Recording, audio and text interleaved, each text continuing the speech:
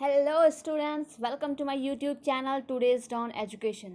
प्यारे बच्चों, आज हम सॉल्व करने वाले हैं क्लास 6 हिस्ट्री का चैप्टर नंबर 6, जिसका नाम है राज्य, राजा और एक प्राचीन गणराज्य। तो आज हम इसका क्वेश्चन आंसर सॉल्व करेंगे। तो चलिए बिना देर किए हम शुरू करते हैं। इससे पहले अगर आप हमारे चैनल पर नए हैं तो हमारे चैनल को सब्सक्राइब करना बिल्कुल ना भूलें, ताकि वीडियो की नोटिफिकेशन सबसे पहले आप तक पहुँच सकें। तो चलिए शुरू करते हैं। आज का हमारा पहला क्वेश्चन है, सही या गलत बताओ, यानी ट्रू फॉल्स इसमें बताना है। ठीक है, तो चलिए आइए देखते हैं।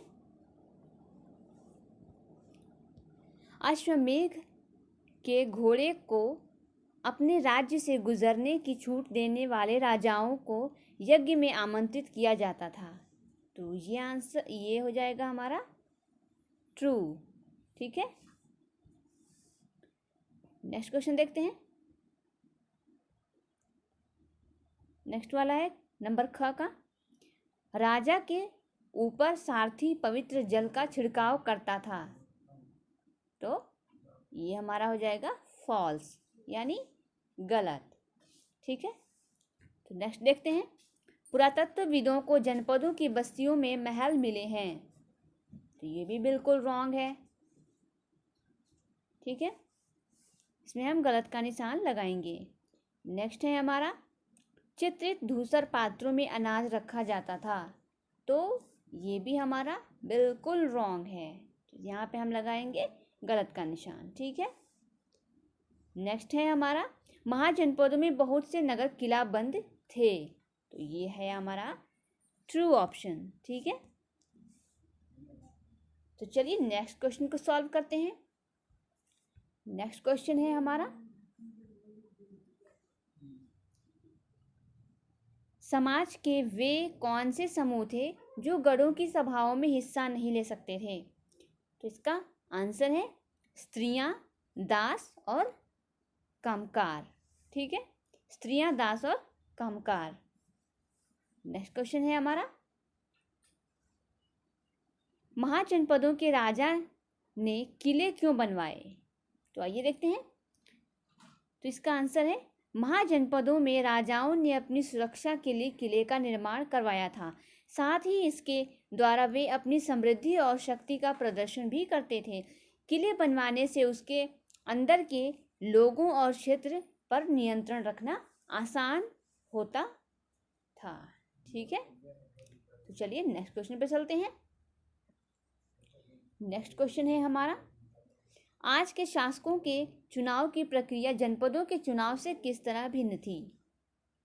बहुत ही इजी क्वेश्चन है, तो चलिए इसको सॉल्व करते हैं। इसका आंसर देखते हैं। आज के शासकों का चुनाव मतदान द्वारा होता है, लेकिन जनपद में कुछ लोग बड़े बड़े यज्ञों का आयोजन कर अपने आप को राजा के रूप में स्थापित करते थे। ठीक है, ऐसे यज्ञों में से एक यज्ञ अश्वमेघ यज्ञ था, जिसमें एक घोड़े को राजा के लोगों के संरक्षण में स्वतंत्र विचरण के लिए छोड़ दिया जाता था। इस घोड़े को रोकने वाले राजा को अश्वमेघ यज्ञ करने वाले राजा से या तो युद्ध करना पड़ता था या घोड़े को छोड़कर उसका आधिपत्य स्वीकार करना पड़ता था। ठीक है, आगे है, इस तरह उस महायज्ञ को करने वाला राजा अब जन का राजा न होकर जनपदों का राजा माना जाने लगा था। कुछ राजा संभवतः जन यानी लोगों द्वारा चुने जाते थे। ठीक है, उम्मीद करती हूँ आपको समझ में आया होगा। तो कुछ एक्स्ट्रा क्वेश्चन भी मैं आपके लिए लेकर आई हूँ। तो चलिए इसको सॉल्व करते हैं, यह आपके लिए बहुत ही बेनिफिशियल होगा। तो चलिए देखते हैं। इसका पहला क्वेश्चन है, अश्वमेध यज्ञ में किसे शामिल नहीं किया जाता था। तो इसका सही आंसर है शूद्रों को। अश्वमेध यज्ञ में शूद्रों को शामिल नहीं किया जाता था। नेक्स्ट क्वेश्चन देखते हैं, उत्तर वैदिक ग्रंथ किसे कहते हैं। तो इसका आंसर है, ऋग्वेद के बाद रचे गए ग्रंथ को उत्तर वैदिक ग्रंथ कहते हैं, जैसे कि सामवेद, यजुर्वेद और अथर्ववेद। ठीक है, नेक्स्ट क्वेश्चन देखते हैं। पुरातत्वविदों को जनपदों की बस्तियां कहाँ कहाँ मिली हैं? तो इसका आंसर देखते हैं। दिल्ली में पुराना किला, उत्तर प्रदेश में मेरठ के पास हस्तिनापुर और एटा के पास अतरंजी खेड़ा में। ठीक है, तो नेक्स्ट क्वेश्चन देखते हैं। जनपद के लोग कैसे मकान में रहते थे? तो इसका आंसर है झोपड़ियों में। ठीक है, जनपद के लोग झोपड़ियों में रहते थे। नेक्स्ट क्वेश्चन है हमारा, वे कौन सी फसलें उगाते थे? कौन लोग? उन लोगों की बात हो रही है, यानी जो जनपदों में रहते थे। ठीक है, तो इसका आंसर है चावल, गेहूं, धान, जौ, दालें, गन्ना, तिल और सरसों जैसी फसलें उगाते थे। ठीक है, नेक्स्ट क्वेश्चन देखते हैं।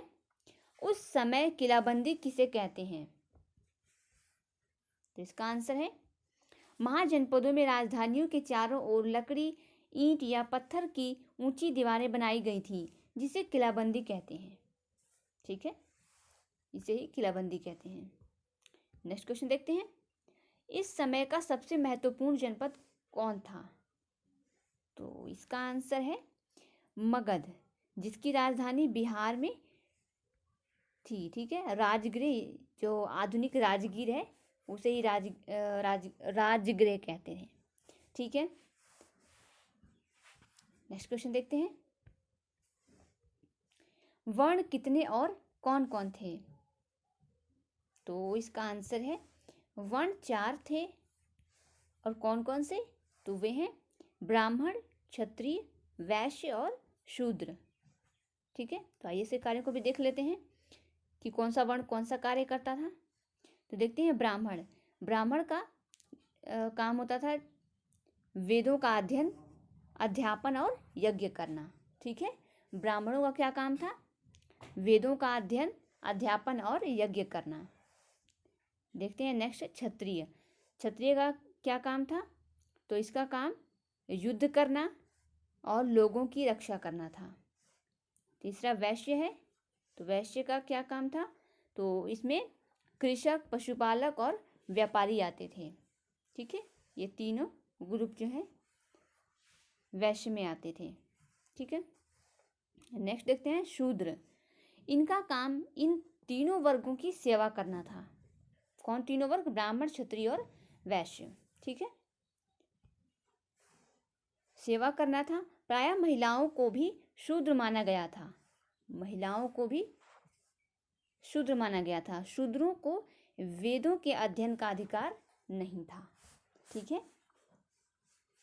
जो उस समय की महिलाएं थी, जितनी भी महिलाएं थी, उनको भी शूद्र की कैटेगरी में रखा गया था।